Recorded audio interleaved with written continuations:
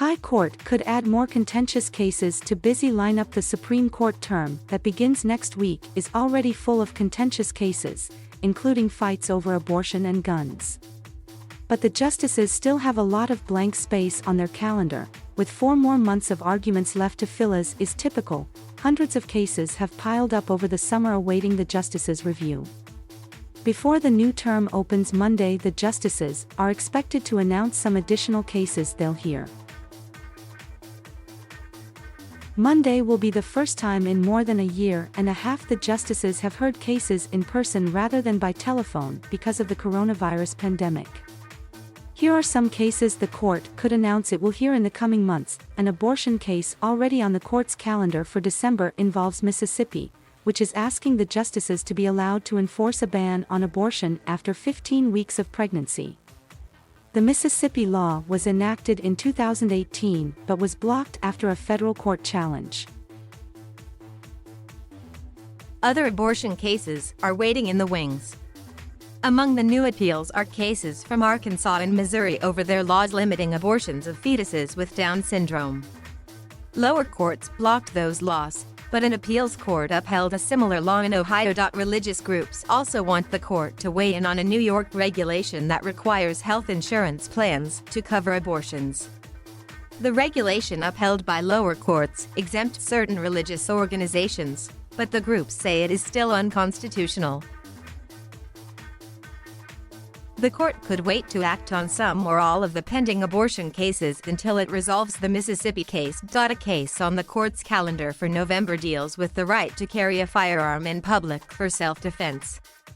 But gun owners also want the justices to take a case about a New Jersey law that bars citizens from owning firearm magazines that hold more than 10 rounds of ammunition.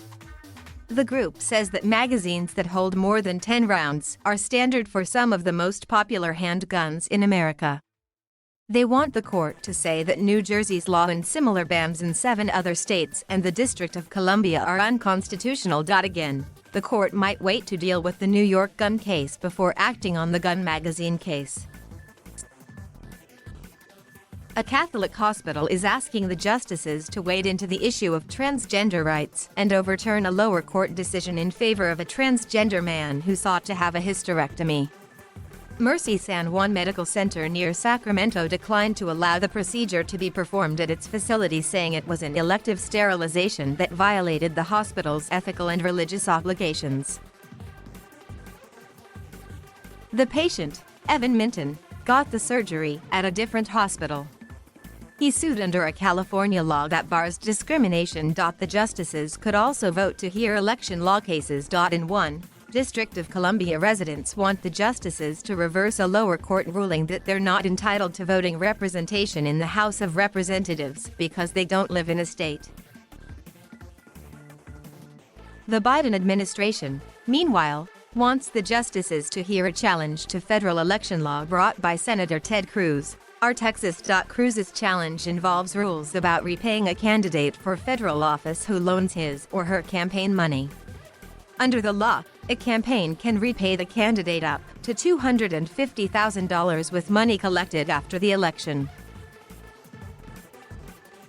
Cruz, a former Supreme Court clerk, loaned his campaign $260,000 as part of his successful 2018 re-election campaign, in which he defeated Beto O'Rourke.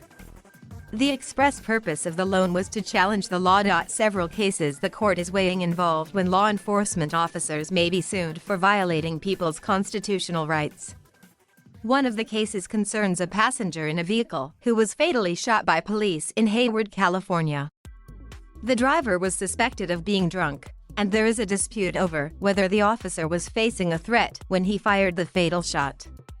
A federal appeals court revived a suit filed by the victim's brother, and the city is asking the justices to step in.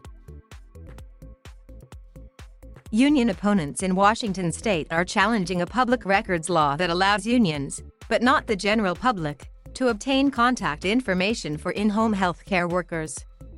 A federal appeals court ruled the law doesn't violate the Constitution, but the challengers want the court to follow up on recent rulings against organized labor by taking up their case. The contact information would enable union opponents to more easily try to persuade the healthcare providers to stop paying union dues.